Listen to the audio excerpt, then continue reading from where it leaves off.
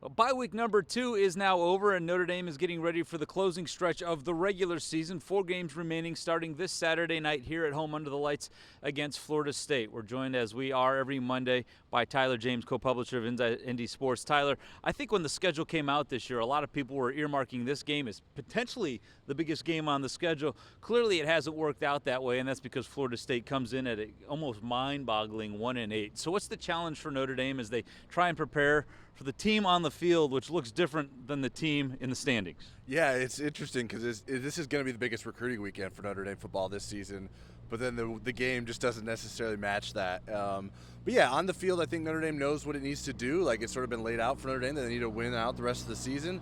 I think in both bye weeks this season, what's happened on the field elsewhere has been an example of Notre Dame needing to focus, and obviously you can point back to the Northern Illinois game if Notre Dame needed a reminder of what can happen if you're not focused on a team that you think you should beat. So, yeah, I think everything is setting up in Notre Dame's favor, and now they just got to get the job done. Marcus Freeman did allude to Northern Illinois again today when asked about, avoiding the pitfalls of overlooking a team. Now that we're almost 2 months removed from that, was that Saturday perhaps a blessing in disguise for this team? Maybe. I don't know. I mean, I understand sort of looking at it that way and treating it that way, but you can also learn a lot from winning a close game too. So if Northern Illinois doesn't kick that field goal late, I think those lessons will probably still apply. Notre Dame could learn from them. Maybe they don't feel as harsh of lessons as they are in a loss, but so I think that's maybe putting a spin on it and using it the right way, which is what the coach's job is to do. But I think Notre Dame could have learned if they lost from that or if they won in that game too. So I think it has probably helped in the long run in terms of being focused and nailing down the details. But I think they could have also learned from that with a win. So often Notre Dame finds itself in a position that Florida State is in now. Like, they get people's best shots because they're Notre Dame. Right. This is still Florida State, right? These guys have talent. Yeah, there's going to be talent on the field. It's whether or not they play well as a team. Their offense has been really poor, and that obviously would indicate a bad matchup for Florida State because Notre Dame's defense is really strong.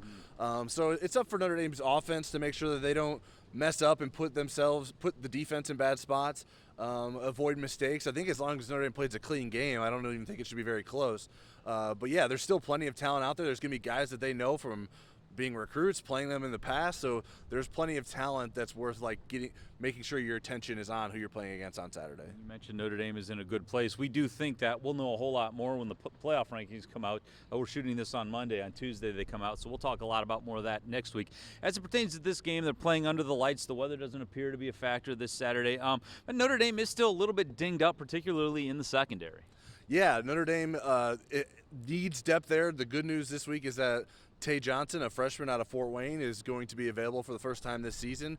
He played more safety in high school than he did cornerback, which is where he's being lined up right now. He's listed as the backup for Leonard Moore, a fellow freshman who's done incredibly well in his first season, being asked to step up to replace Benjamin Morrison. So that is probably the thinnest spot on Notre Dame's depth chart right now.